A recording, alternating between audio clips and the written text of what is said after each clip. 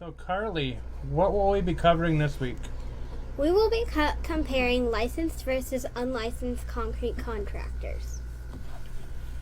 We sure will be. It's kind of a fun topic, isn't it? Yeah.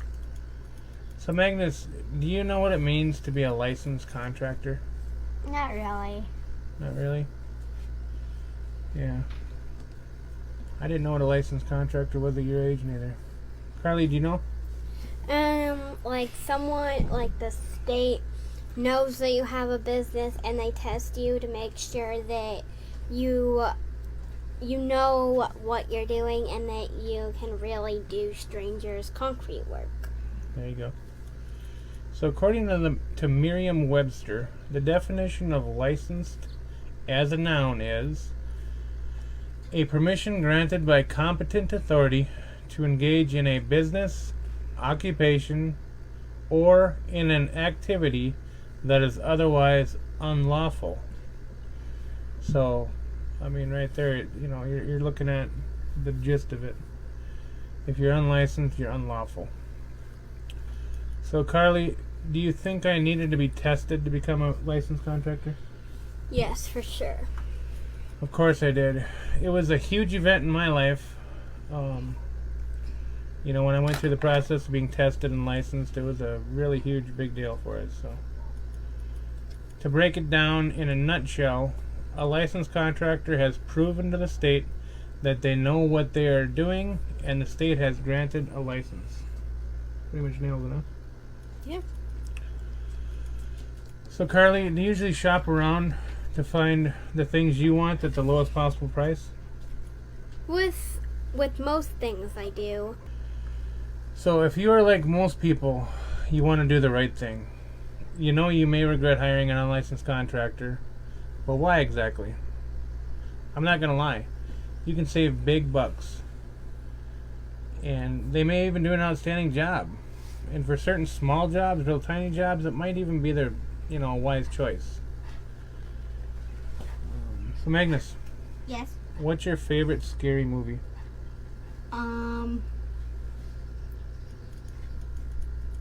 Halloween. Halloween, that's your favorite? Yes. Who's the bad guy in that one? Michael Myers. Michael Myers. Yeah, lots of people are scared of Michael Myers.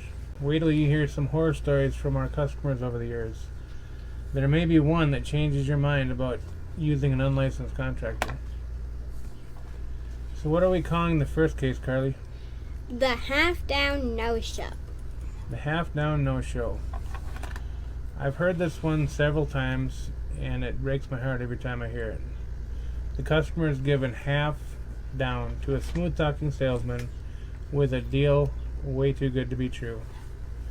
This one goes well beyond unlicensed to flat-out criminal. It's kind of a sad situation there, isn't it, guys? Yeah. Yeah, it's really, really horrible. It makes it tough for us, too, because the customer has serious trust issues by the time we get there. And it's really unfortunate because the victim has no recourse to even attempt to get the money back because the phone number they got off Craigslist no longer works.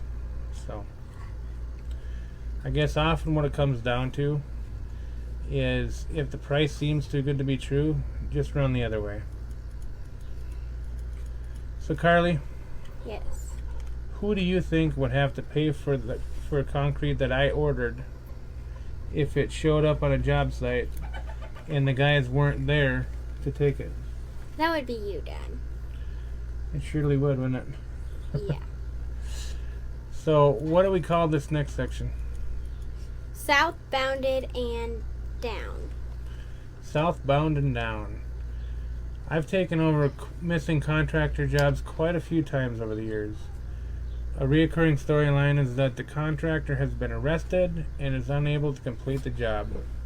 The worst one I recall was where the homeowner was responsible to pay for the concrete that showed up, and when it got there, nobody was there to place it. So, this sort of thing is a huge red flag. If the contractor you hired is asking you to pay for the concrete directly when it gets there, it's probably because the ready-mix plant knows something you don't. Unfortunately, this customer I'm talking about right now ended up paying far more than if they just hired us in the first place. And I guess the good news in it is that they will for surely never make that mistake again. Carly, do you know what insurance is? Aflac. That's right. We do have Aflac insurance too, actually. But do you know what that Aflac insurance is, though? Something you pay every month, so if there's an accident, the insurance company pays instead of you. That pretty much nails it. What is the next scenario, Carly? The injured guest. The injured guest. So here's the news flash for you. If your contractor isn't licensed, they probably aren't properly insured either. When somebody on their crew falls on a stake and ends up in the ER, it's most likely going to end up getting turned into your homeowner's insurance. I mean, hopefully it does, because that's probably the best case scenario you'd be looking at. But most people don't even consider how much of a headache this whole thing could be if that happens. Magnus, have you ever started on something and then quit because you realized it was just too hard? Yes. What might that be? The hole next door for my fort. The hole next door for your fort. Yeah. So he was hoping to build a fort like he saw online. And he was going to dig a hole and then put some branches over the top. So he's going to have a half underground fort. And once he got to digging the hole, he realized that it was a lot more work than what he had signed up for. So that project's on hold for a while. So, Carly, what is the next section called? Cutting losses. Cutting losses. Now, being a responsible adult usually comes with fulfilling your obligations. If I make an agreement to do something, I will do it come hell or high water. Pardon my French. Not everyone is like that, though. We bid on a job a while back, and the customer called and said he really wanted us to do the work, but had received a bid for half the price. He was hoping I could adjust the price, but it was just too much. I couldn't, And he called back a month or more later, and he asked if we could come pour concrete into the forms that somebody else had set up. So that got my curiosity up, so I drove over there and took a look, and unfortunately it was a pretty badly botched setup, so I had to just tell him it was going to be the original bid amount to start over. The contractor he had hired sent a couple guys over there to set it up 1 week, and they ended up busting the step off and doing all sorts of terrible things. But anyways, then the next week a finisher showed up and sat in the shade waiting for the concrete to show up for 4 hours. Before leaving that day, the finisher offered a shoulder shrug to communicate the current status with the homeowner. But all attempts to reach the contractor failed. Best we could tell, he realized it was a losing endeavor and decided to cut his losses. Pretty scary stuff, huh? Yeah. People would be able to do that sort of thing. It's hard to believe that people can sleep at night after doing that. So, Carly, do you ever remember a time when you wanted a new baby doll, but were short on money? Yes. You do, huh? What did you end up doing to get that money? Every chore on my list in one day instead of the whole week. So you took all your week's chores and you did them all in one single day? Yes. You're crazy. So which baby you got this week? Teresa. What's the story with Teresa? So the story with her is she's the one that I was doing all the chores for. Well, that's good. And here she is, Teresa. Say hi to Teresa. No BST onesie again? No. Maybe next time. I need to get one of those things printed on there. So, what is our next category, Carly? The squeeze treatment. The squeeze treatment. Unfortunately, even other licensed contractors in town seem to use this tactic. Heck, I think I might have even used it a few times back in 2016. The homeowner feels like they are neglected and the project will never end. They may not even know it, but the contractor is most likely running around town, starting 10 jobs at a time to get deposits to fund other things. And when they do this, they'll get the job started, be there for one day, and then move on to the next one for one day, move on to the next one for one day, and then they try to just start it over and just keep trying to make everybody happy and making everybody unhappy at the same time. So, and many in the business, licensed or not, really don't understand how much they need to charge to not only perform the work profitably, but also to stand behind their warranties, cover unexpected breakdowns, and deal with unforeseen issues. And man, there's a lot of unforeseen issues, let me tell you. The result is that your 4-day job gets drug out for several weeks until they finally get done, or you get tired of it and call a reputable company to finish it.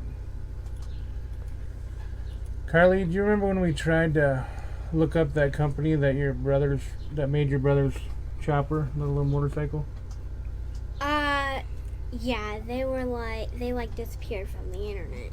And that company went out of business, and we couldn't even find them, so, but this next section is even a worse scenario. What's our next section called, Carly? The company no longer exists. Yep, that company no longer exists. This one really makes people angry, and I don't blame them. Imagine, if you will, calling the contractor that just installed concrete for you a few months ago. They answer the same old phone number with a different company name. It's a bit confusing, but you're talking to the same person as before. You tell them it's no hurry, but you require warranty work on a driveway that failed. And then you hear, "I'm sorry, the company that performed that work no longer exists." Can you imagine that, guys? That would probably be pretty There would be terrible. smoke coming out of my ears. This is a true story, and the sad part is they're still bidding work at too low of a price and thinking they're doing their customers a favor by undercharging. They have a new unregistered company name and will eventually change names again once the bad business practices catch up. So, Magnus, have you ever bought something because it was cheaper and then later wished you bought the higher quality version? Yes. And what do you do now to make sure that you're getting the high quality version? You have to check the name tag and make sure it's made in the USA. Yeah, his big thing now is make sure it's made in the USA, And for our customers, I hope it's make sure that your contractor is licensed, right? Yeah. Check their tags. So, So the scary thing is that this stuff happens all the time. We hear news stories far too often. If you think it won't happen to you, gosh, I sure hope you're right. You have a voice in your head that tells you when something is too good to be true. Listen to it. Say goodbye. Bye.